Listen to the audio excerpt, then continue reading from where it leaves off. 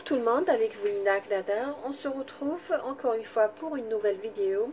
Comme c'est les vacances chez nous la semaine prochaine, j'ai décidé de réaliser pour mes enfants un gâteau qu'ils adorent. C'est des tranches de chocolat et caramel. Ça ressemble beaucoup au Millionaire Shortbread.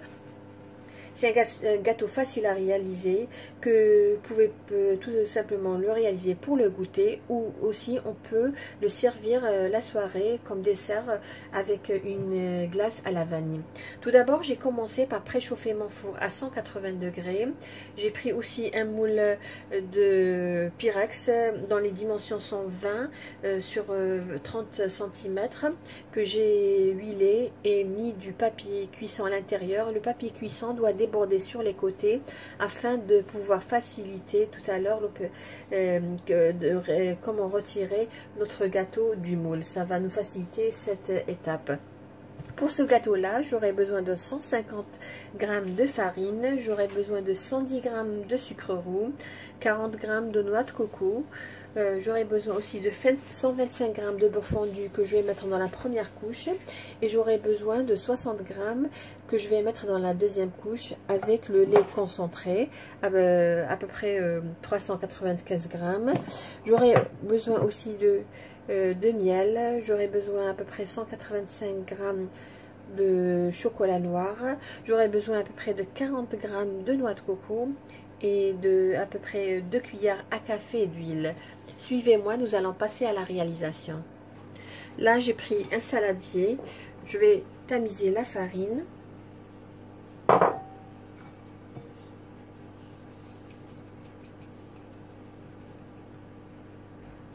Je vais ajouter le sucre roux.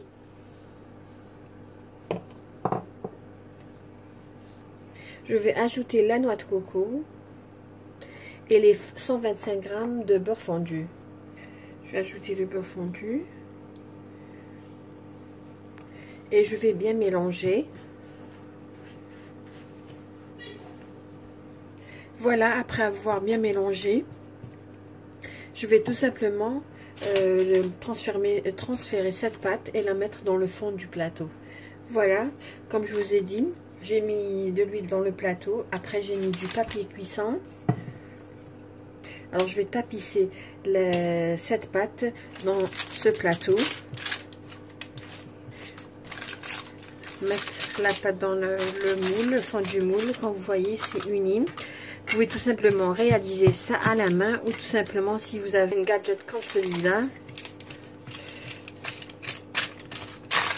Voilà, alors qu'est-ce que je vais faire? Je vais enfourner dans le four pendant à peu près 15 minutes. Ensuite, je vais la retirer, la laisser refroidir un petit peu. C'est-à-dire, c'est juste le temps qu'elle prenne une belle dorure. On va passer à la réalisation de la deuxième couche de notre gâteau. Là, j'ai du lait concentré.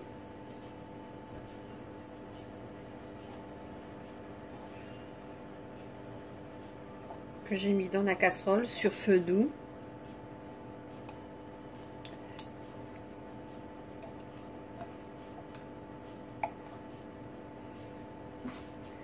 Je vais ajouter les 60 g de beurre ou de margarine, ce qui est disponible à la maison. Je vais ajouter 2 cuillères à soupe de miel.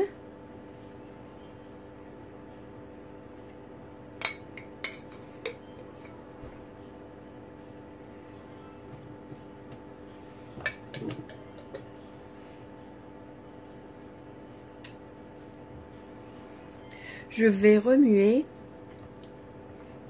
mais comme je vous ai dit, c'est à petit feu.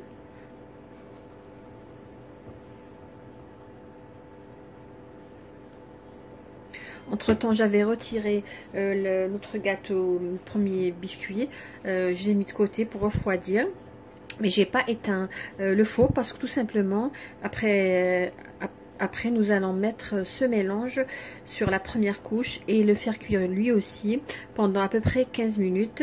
Après 15 minutes, je vais tout simplement le laisser refroidir un petit peu et le mettre dans le réfrigérateur pendant à peu près 30 minutes.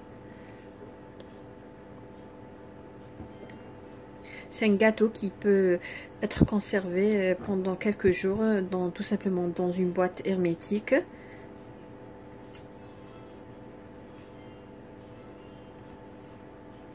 Voilà, le beurre est fondu. J'ai besoin juste de chauffer ce mélange.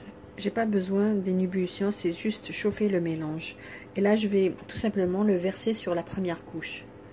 Voilà, nous allons tout simplement le verser et le mettre au four pendant 15 minutes.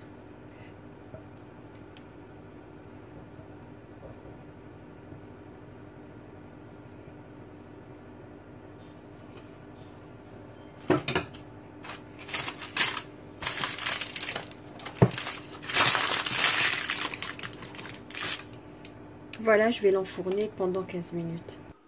Voilà, nous allons passer à la réalisation de la troisième couche. Là, comme vous voyez, j'ai un bain-marie, j'ai mis un petit saladier. Il est très important que l'eau ne touche pas le saladier pendant la cuisson. Je vais mettre les 185 g de chocolat. Et là, je vais ajouter 2 cuillères à café d'huile.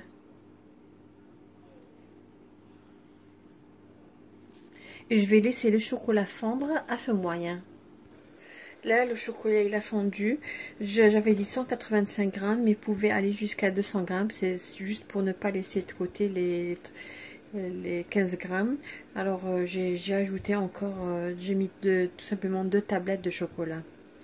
Là, je vais verser le contenu, ce chocolat, sur la deuxième couche. Je vais étaler sur toute la surface.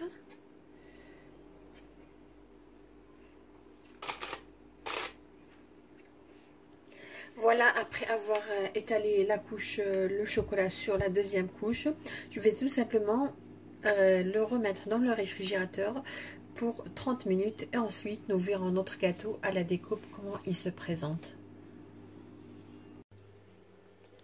Voilà, on est arrivé à la fin de la vidéo d'aujourd'hui qui était les carrés ou les tranches chocolat caramel avec un biscuit sablé. C'est un gâteau façon Millionnaire Shortbread, un gâteau qu'on sert souvent ici accompagné d'un thé à 5 heures.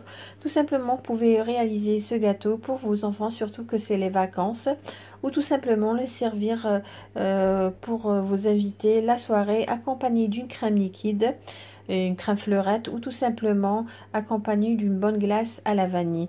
Voilà, après avoir laissé 30 minutes, ou s'il fait chaud, vous pouvez le laisser même plus. J'ai tout simplement retiré le biscuit facilement du moule Pyrex. Comme je vous ai dit, laissez déborder le papier cuisson sur les côtés afin de retirer aisément le gâteau. Après, tout simplement, j'ai pris un couteau que j'ai bien chauffé. Pourquoi chauffer? Pour qu'on ne casse pas le chocolat, parce qu'il était dans le réfrigérateur, pour avoir une belle coupe du gâteau aussi, une belle découpe du gâteau. Alors, j'ai bien chauffé le couteau et à chaque fois que je coupais mes carrés au chocolat, tout simplement, je chauffais encore à l'aide d'un chalumeau le couteau. Donc, voilà comment il se présente à la découpe. Comme vous voyez, 3 couches. La couche du biscuit sablé, la couche du lait concentré caramel et la couche au chocolat. Comme je vous ai dit, moi j'ai utilisé du chocolat noir, mais vous pouvez tout simplement mettre du chocolat au lait. Moi je préfère chocolat noir parce qu'il est moins sucré, il y a plus de cacao. À peu près, j'ai la mienne que j'ai utilisée, à peu près 75% je pense de cacao. Voilà comment il se présente. Un gâteau, vous pouvez tout simplement réaliser et mettre dans des boîtes hermétiques pendant plusieurs jours. Il reste toujours intact et toujours croustillant. Voilà, pour les gens, peut-être que ça sera une question dans les commentaires, pour les gens qui n'aiment pas la noix de coco ou ils ont une allergie. On ne sent pas la noix de coco dans le gâteau, mais si vous n'aimez pas ça, vous avez une allergie, vous pouvez tout simplement remplacer cette quantité par de poudre d'amande ou poudre de cacahuète. Personnellement, le goût des noix de coco, on ne le sent pas vraiment dans ce gâteau parce que le caramel l'emporte. C'est un gâteau qui n'est pas vraiment sucré, malgré que vous voyez qu'il y a du chocolat et du caramel, mais le biscuit, le biscuit sablé n'est pas sucré. Voilà, j'espère que vous avez aimé la réalisation d'aujourd'hui. Si c'est le cas, likez ma vidéo et laissez-moi un commentaire. Si vous avez des questions, n'hésitez pas à poser vos questions. Et même si vous avez des suggestions pour des recettes, n'hésitez pas. Au contraire, ça nous fera vraiment plaisir pour nous orienter pour les prochaines vidéos. Si vous tombez pour la première fois sur ma vidéo, vous avez aimé ce que j'ai réalisé, abonnez-vous à la chaîne et activez la cloche afin de recevoir les notifications des prochaines vidéos. Voilà, sur ce gâteau, ces tranches au chocolat caramel que vos enfants vont vraiment adorer. Je vous dis merci de m'avoir suivi et à la prochaine vidéo.